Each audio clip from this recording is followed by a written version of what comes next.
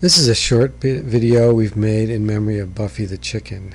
Buffy the Chicken came to us, we think, with a congenital problem, and which is documented by this video.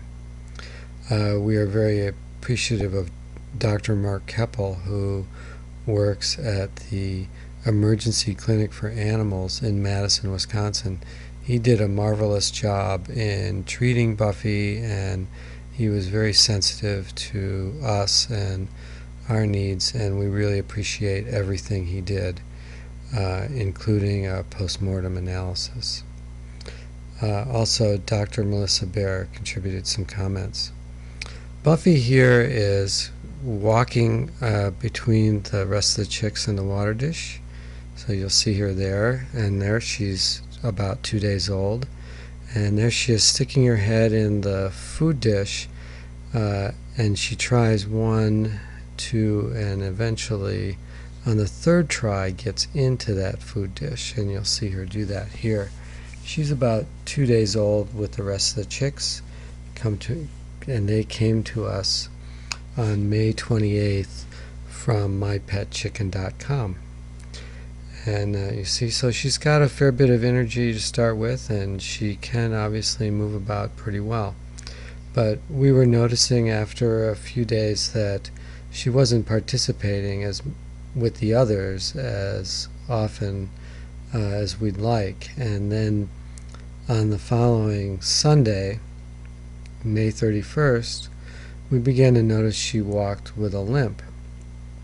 That's her on top of the dish and falling off.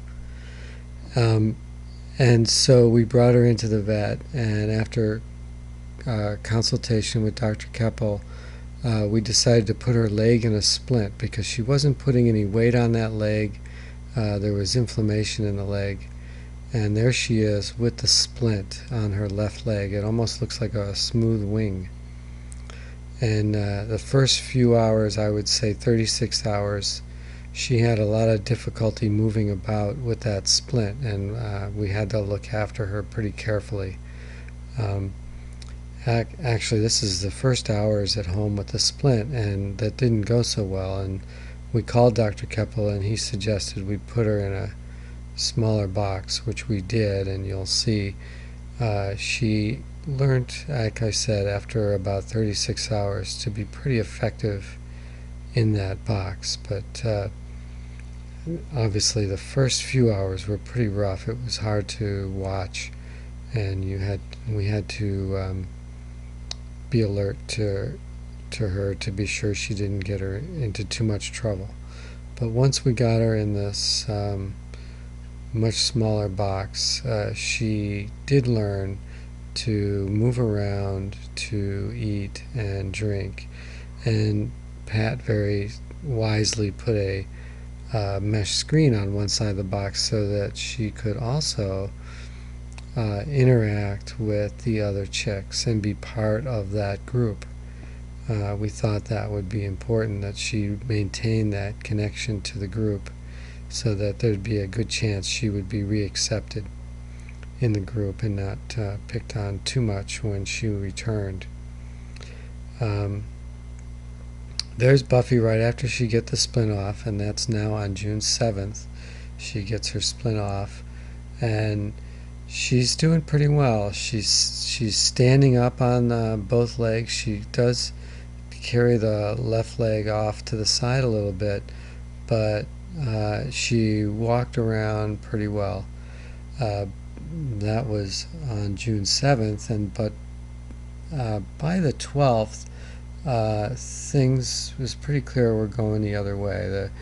The more she grew, the worse that deviation became until she was walking around somewhat oddly. And here's some footage of that. You notice that foot sticks out in the wrong direction, and in fact it grew out in that direction when we examine it more carefully. And Dr. Keppel's x-rays confirmed that in a post-mortem analysis. So it was a congenital problem, we believe. Of course, we won't know for sure, but and having to do with the way that leg was growing. But in between those two events, Buffy did have some time back with the group and did her share of pecking on the others, and took her lumps as she had to. But I believe she really was accepted back with the group, and we saw them all sleeping together with a group and laying down together and interacting in various ways.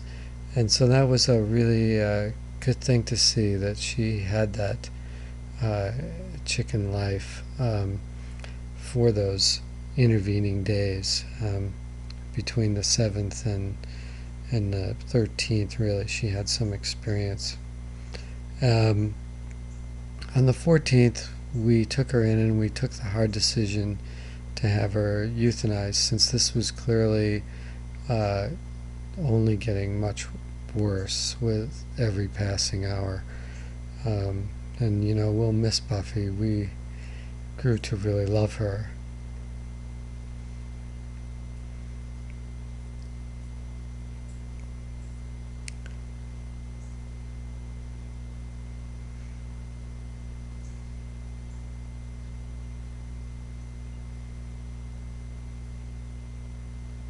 She was a real cutie, and we will indeed miss her.